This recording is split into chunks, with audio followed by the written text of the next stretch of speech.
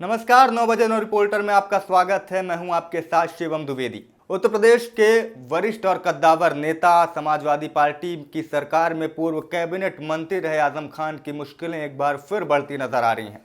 23 महीने रहकर सीतापुर जेल से हाल ही में बाहर निकले थे, लेकिन अब उन्हें फिर एक बड़ा झटका लगा है। दरअसल एक मामले में उनकी बेगुनाही साबित करने के लिए जिन 2 गवाहों की पेशी होनी थी वो कोर्ट में हाजिर ही नहीं हुए, जिसके बाद उनके खिलाफ जमानती वारंट जारी किया गया है। पूरा मामला यतीम खाना बस्ती खाली कराने से जुड़ा हुआ है। आपको बता दें कि सपा के शासनकाल में यतीम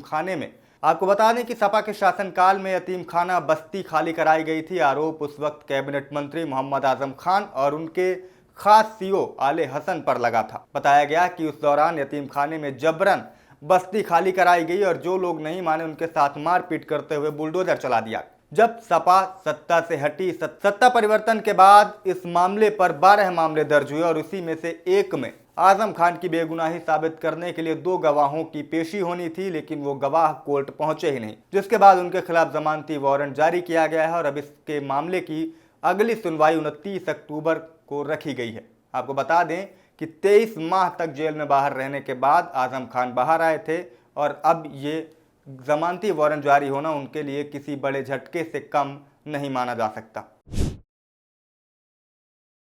आज कलवारी थाना में दिलीप कुमार गुप्ता ने जो है गुसैसीपुर के रहने वाले, उन्होंने थाने में एक तहरीर दी। उन्होंने तहरीर में ये लिखा और बताया कि उसकी पत्नी ने उसके ऊपर वार किया। फिलहाल आपको बता दें कि पति ने साफ कहा कि पत्नी जो है मायके जाने की जिद कर रही थी और जब मायके जाने के लिए पति ने मना किया तो पत्नी ने ही घर में ही रख के प्रेस से जो उसने पति के ऊपर वार किया। फिलहाल पति जो है लहूलुहान हो गया और वो थाने में पहुंच के उसने तहरीर दी और तहरीर देने के बाद में उसने पुलिस से गुहार लगाई कि मुझे न्याय मिले। फिलहाल जो पत्नी है वो अपने भाई को बुला के वो अपने मायके चली गई है। आगामी त्योहारों को लेकर के आगरा पुलिस अलर्ट मोड पर नजर आ रही है। आज आगरा की लाइफलाइन कहे जाने वाले एमजी रोड पर आगरा के पुलिस कमिश्नर दीपक कुमार ने डीसीपी सिटी, एसीपी के साथ साथ बड़ी संख्या में पुलिस फोर्स के साथ में गश्त किया और उन्होंने फ्लैग मार्च किया। वहीं उन्होंने पूरे एमजी रोड का निरीक्षण किया। जहां जहां ज्वेलरी के शोरूम बने हैं वहां उन्होंने निरीक्षण किया और साफ तौर से ज्वेलरी के शोरूमों के बाहर जो कैमरे लगे हैं उसको भी चेक करने के अधीनस्थों को दिशा निर्देश दिए। और उन्होंने साफ तौर से जो बाजार में आने वाले ग्राहक हैं उनसे भी अपील की है, क्योंकि आगरा के अंदर मेट्रो का काम चल रहा है, उसको लेकर के ट्रैफिक व्यवस्था सुचारू रूप से चलती है। तो उनकी साफ तौर से लोगों से अपील है कि जिस तरह से वो बाजार में ग्राहक आते हैं खरीदारी करने के लिए, तो वो अपने वाहनों को, अपनी गाड़ियों को निर्धारित पार्किंग में ही खड़ा करें, ताकि जो यातायात व्यवस्था है उसमें किसी भी तरीके की परेशानी का सामना ना लोगों को करना पड़े। और इसके साथ साथ उन्होंने जो व्यापारी हैं उनसे भी बातचीत की और उनसे भी बातचीत करके उन्होंने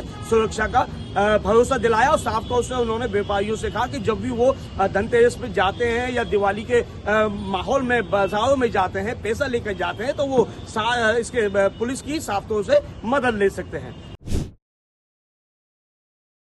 रायबरेली में अगर बात करें तो दीपावली को लेकर जिस तरीके से अब एक सरगर्मियां तेज हैं, वहीं पे दीपावली की दुकानों को आवंटन के लेकर लगभग पूरे जिले में अगर बात करें शहर में तो 4 जगह दुकानों का आवंटन किया जाता है लॉटरी सिस्टम के जरिए। और उस लॉटरी सिस्टम में अगर आप बात करें तो शहर के आईटीआई में 10 दुकानें आवंटित की गई हैं और वहीं पे अगर बात करें तो गोरा बाजार में 39 मतलब 39 और शहर जीजीआईसी ग्राउंड में जिसकी मारामारी ज्यादा होती है यहाँ पे दुकान को लेकर उसमें टोटल 40 मतलब 40 दुकानें आवंटित हुई और लॉटरी सिस्टम के जरिए हुई हैं। इन लॉटरी सिस्टम के जरिए जो दुकानें आवंटित हुई हैं उनको आज सिटी मजिस्ट्रेट, क्षेत्राधिकारी सदर अरुण नौहार, इन सब अधिकारियों के संरक्षण में ये लॉटरी के सिस्टम की दुकानें आवंटित हुई।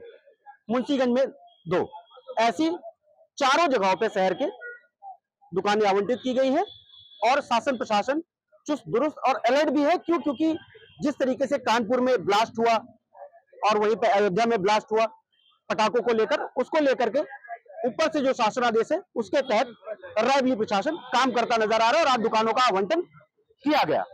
जिन लोगों का आवंटन लॉटरी के जरिए दुकान मिली उनके चेहरों पर खुशी देखने हुई, जिनको नहीं हुआ वो मायूस होकर रायबरेली बचत भवन से लौटे अपने घर को। समाजवादी पार्टी के राष्ट्रीय अध्यक्ष अखिलेश यादव के निर्देश पर भारत के पूर्व राष्ट्रपति एवं महान वैज्ञानिक डॉक्टर एपीजे अब्दुल कलाम की जयंती शाहजहांपुर पार्टी कार्यालय पर बड़ी ही धूमधाम से मनाई गई। इस मौके पर पार्टी के सभी नेताओं व पदाधिकारियों एवं कार्यकर्ताओं ने उनके चित्र पर माल्यार्पण कर पुष्प अर्पित किए और उनको याद किया। इस मौके पर एक संगोष्ठी का आयोजन भी हुआ।